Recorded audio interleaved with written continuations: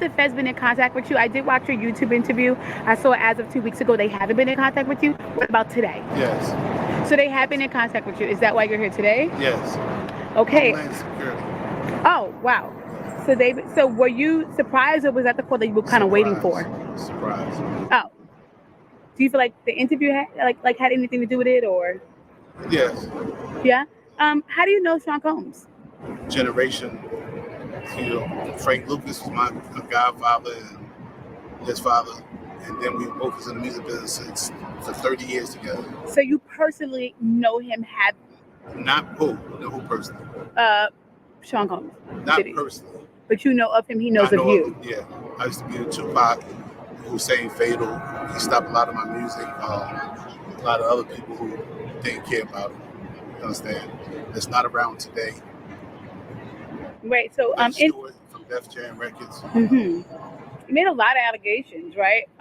Are you expected to eventually turn those things over, or? Well, that's what we're going to head over to do now. So we have a hearing now to determine what we're going to do in terms of what documents we'll have to turn over and what documents we do not have. So why were you in court today? Just to give testimony to the grand jury. He was subpoenaed by the court. So as we all know, if you don't answer a subpoena, the marshals will come to your house as they came to his house, and they will bring you here. So that's why we're here today. I know you can't mention celebrities per se. You did mention some in the interview. So just to clarify, you can back that up with actual factual footage. We have, it's things that we have, but we got to go to the other courthouse. So I don't know if that's any more questions, but we got another hearing to go. Are you nervous, or do you feel cool? Nah, I ain't never nervous. The only thing that's fair to me is God. But I know you did mention what was on the flash drive before. Would you be able to kind of go over that now, or is that something that you can't discuss? No, we're trying to just go to discuss that now, what we will be able to talk to in terms of what was available and what was on those flash drives. Okay. But it was the book. So it is Kim Porter's book, but not necessarily some of the stuff with the celebs that were mentioned besides. It's hers. Nobody touched it. Oh, so it is her official book. Yes. And no one touched it. Nobody altered it. Nothing. So it's not the copy that the gentleman said that he was selling before. No. No. It's two different copies. That one was edited, and we have the original copy. So you're saying that the other copy was an actual real copy, even though the family said it wasn't? It was a derivative work. It was edited. The only way the family say that is because I forgot his name. Albie Short. Yeah. Yeah. And besides that, how they know? A lot of stuff their mother did, they didn't know. And I'd like to say apologize to the mother and the family for the picture being on front of it. Right. You understand? I didn't put it there. Right. So, they got to worry about bigger things. Right. Than what her diary was. You understand? Right. They should have started worrying when he was beating her. Right. When you start worrying about your mother after the fact. Right. So, the book, do you think it'll ever be open to the public, or after this, or? That'll be the next thing. I've been contracted to go to Amazon and work out whatever legalities that may have existed prior so that we can republish the book.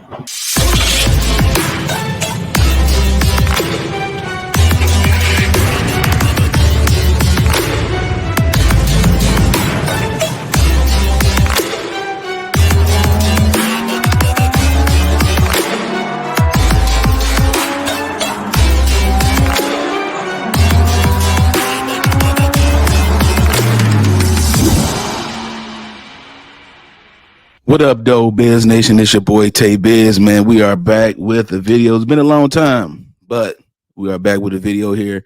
We're going to do a little update here about the Sean P. Diddy Combs situation.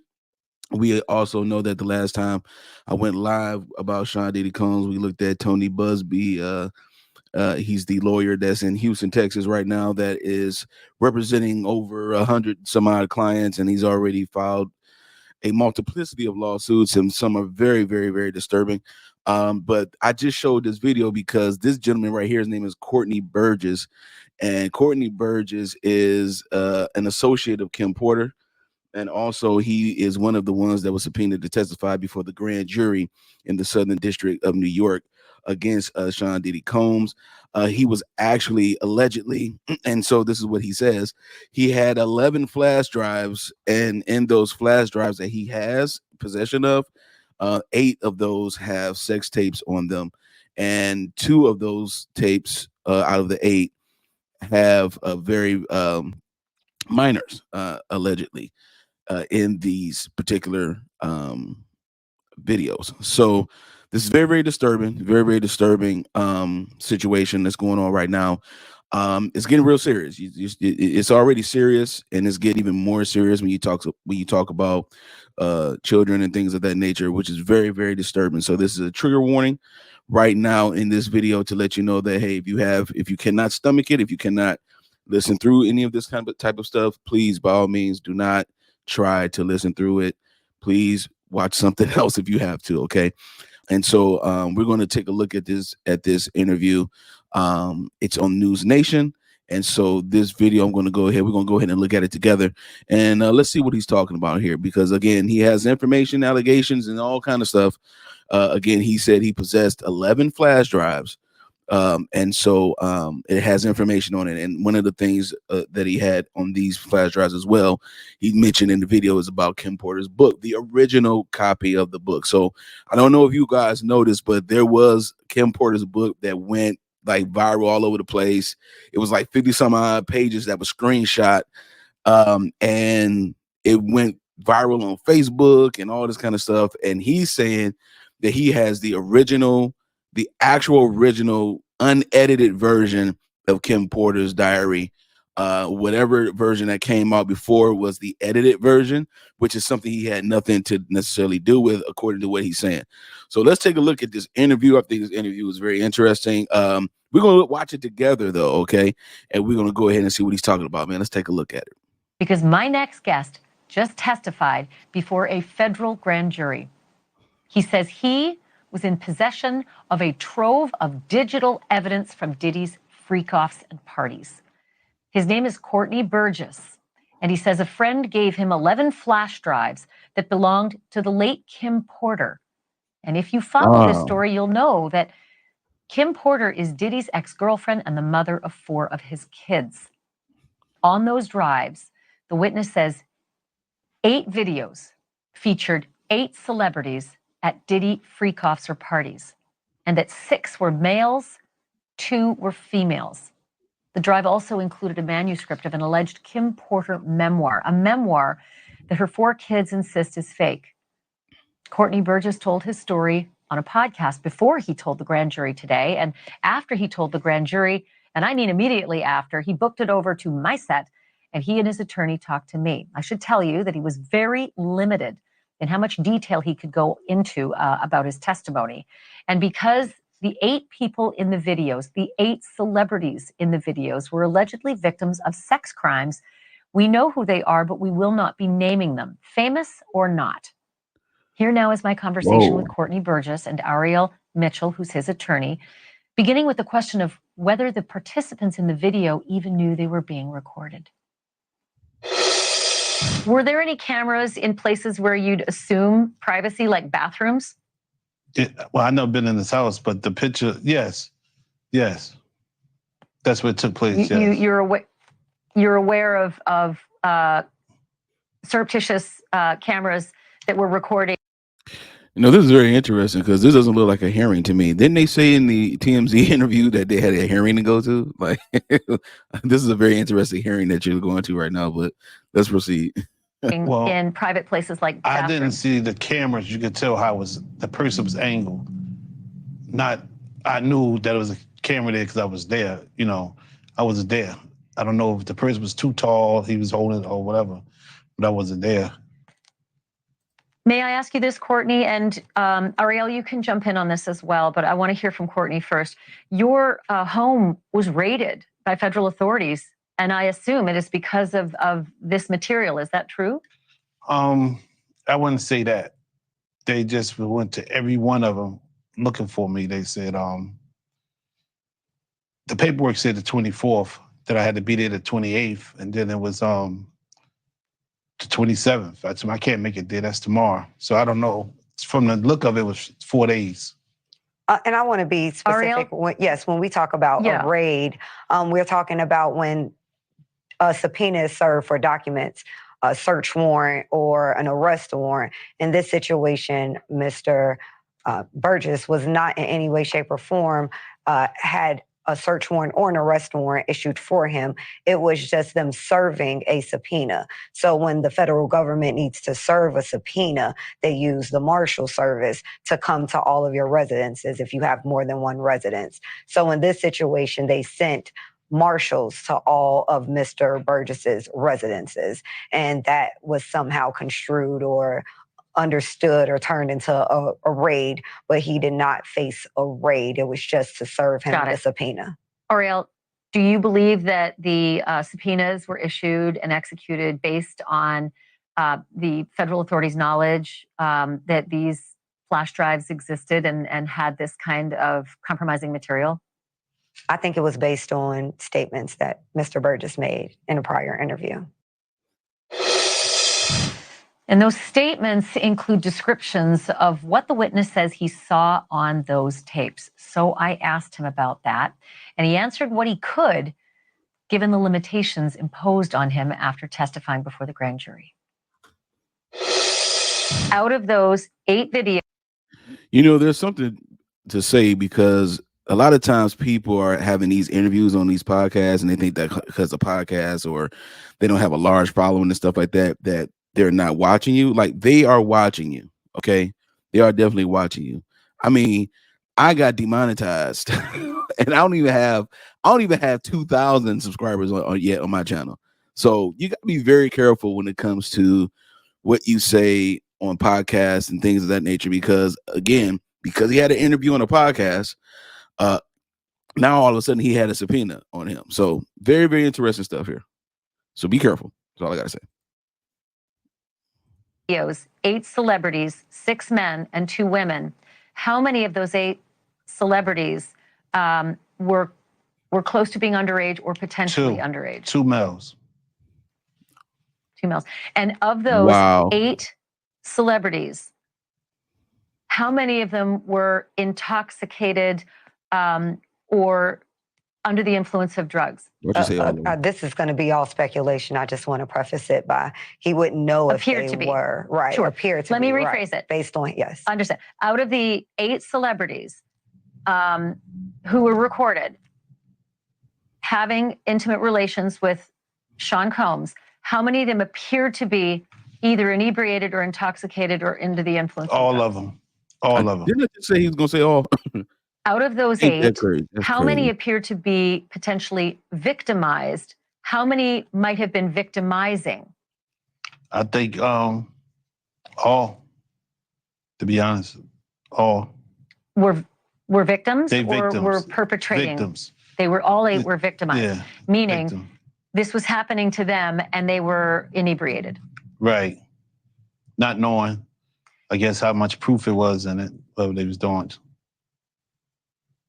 And of those 8, how many seemed to be potentially minors? 2 to 3, possibly 3. 2 to 3. Mm-hmm. Also on the flash drives, Courtney, this is crazy. Was what looked to be a manuscript written by, it appears to be a woman who had taken Kim Porter's private journals and had written a book. Is that accurate? We don't know. I don't know how. Yeah. I don't know how, who wrote it, put it together, but it was from her when I spoke to her. What you received on the flash drives, was it the completed book or was it notes from Kim Porter that later were made into a book? It was completed. It's only 60, it's only about 54 pages. It was Sure, and in the beginning, it says, Kim made me promise that if something happened to her, I would make sure this book became public to the world. The way Sean moved, I knew that was a promise I would have to fulfill. Kim knew I was a woman of my word, and this book was going to make it to print. So it sounds like it is a woman who wrote up the notes from Kim Porter. Does that sound accurate? Have you read it? Yes. I haven't even read the book. Do you know who the woman is? No. And to be clear, he received it in its complete form. So I think just to make sure we have some clarity here, the manuscript that Mr. Burgess received was already in its complete form. It's not that he edited it or changed anything. Got it. He did give it to someone else who then edited it, but that's not how he received it. Okay, so Ariel, did your client Courtney receive the book from the woman who seems to have written it, saying, "I'm a woman of my word, and this book is going to make it to print"? I don't know if he received it from a man or a woman. He can answer that. I received it from a man. I tell you, somebody she was dating. What? Do you know if the notes from the book really were?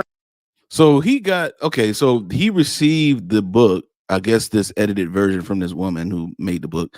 He received it from a guy that she was dating, and that's how he was able to get his hands on the book. But he's on the book that came out, and remember, this book came out in a strange way. I mean, it went to print, but at the same time, it was like screenshots of the entire book on the internet as well, page by page.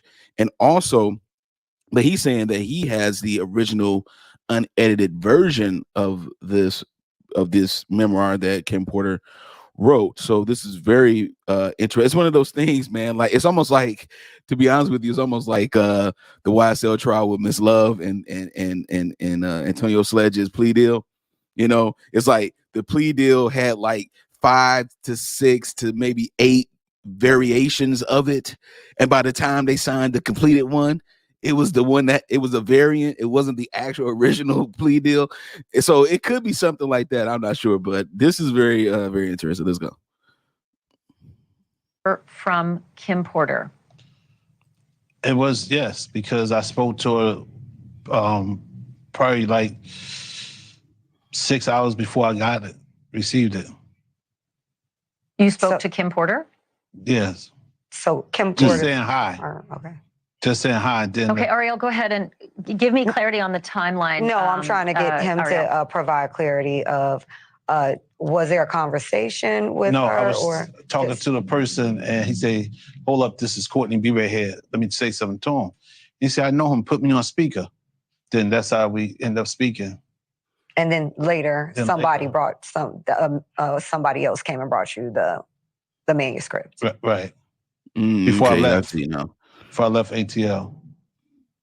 Got it. To the best of your knowledge, Courtney, do you believe that the manuscript is truly based on Kim Porter's diaries? Because there is a lot of dialogue in there. It is pages and pages of actual dialogue, which, I mean, I can't remember breakfast today, let alone dialogue from 5, 10, 15, and 20 years ago.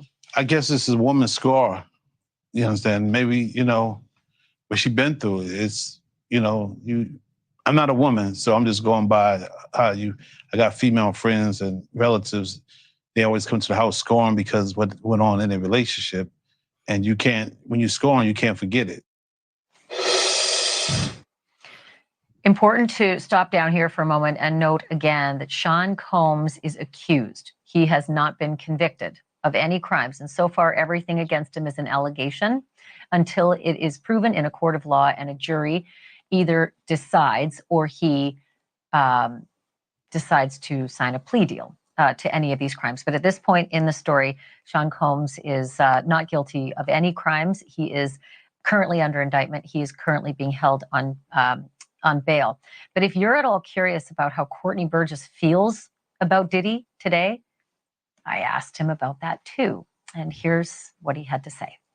Let's see this. Your lawyer just said, the story the tapes tell are the story of Diddy from the last several decades. And I know that you've known Diddy for a very long time. Can you describe what that story is based on what you now know to be true, the last several decades of Diddy's behavior and the reason he's now sitting in lockup? I think I've been doing it for 35 years. I think we probably entered the music business at the same time. He entered with Uptown. I entered into Big Beat, Atlantic. At the time, I guess he was ambitious. He was then from ambitious went to doing anything, and then from doing anything to didn't care about nobody, who he could beat, and then he ended up turning to Lucifer. And today, I look at him. I know y'all call him Diddy or Puffy. I call him Lucifer. So that was the interview that I thought was very interesting about how he came about with this information on the Kim Porter memoir. Okay, so now it's making sense to me now. He had a podcast that he was on a podcast and had an interview on this podcast.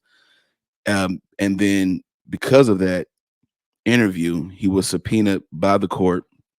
And then the marshal had to come get him because, brother, you got to come to court. You know what I'm saying? And so he got to court and he went and appeared before the grand jury.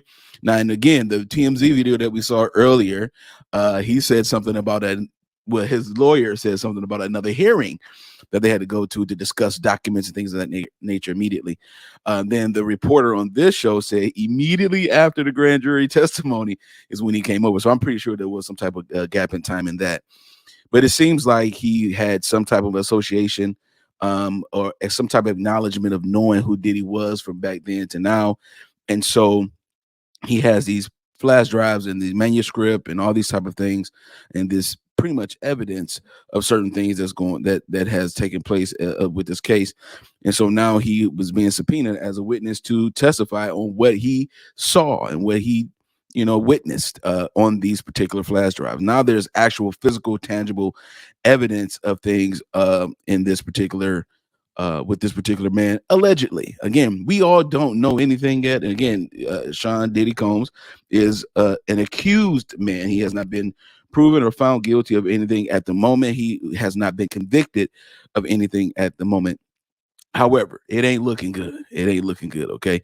And so this gentleman right here, Courtney Burgess, has information that is credible according to the state prosecutor, and so apparently. And so now that this is going on, this is one of the new developments, I guess, of the case where there's actual 11 flash drives now that have entered into evidence in some type of way from this particular gentleman. And it has 8 celebrities on here. And out of the 8, there were 2 to 3, according to Mr. Burgess, minors, and they were males. Okay. So let's keep in mind that if you are in a situation where you are around children of any sort, boys or girls, please protect your children. All right. And so, but this right here is a very interesting turn of events here, in my opinion, because I was going to talk more about the Tony Busby and lawsuits and things like that. But those lawsuits are so, I'm telling you, they are very, very blatant, okay, if you will. All right. They're very, it's pretty detailed stuff that can trigger pretty much anyone. So I did not want to go in that direction. This is more of an issue where I think that because there is actual tangible evidence in something that he has that he has to turn over, or that he's probably turned over already. I thought this was a little bit more interesting. This is something that they can use. He said something about Homeland Security coming to his crib to escort him, or subpoenaed by Homeland Security or by the state, but Homeland Security are the ones that came to the house with the marshals to say, hey, you got to come to court. So very, very interesting. Let me know what you think in the comments. Like this video. Go ahead and share this video. Let me know what you think in the comments as we continue to unpack certain things in the Diddy Combs case that is somewhat more interesting. That's going to lean towards more of some type of plea deal that he's going to probably have to take at some point. They are going to present that and things of that nature. I mean, there's no way he's going to be able to fight a lot of this stuff in court. I mean, it's way too many lawsuits. That's number one. So I know a bunch of settlements going to have to take place. And then it's way too much evidence that people have been involved in the victimization from this man. And so not only do you have eyewitnesses, you have character witnesses, you have evidence.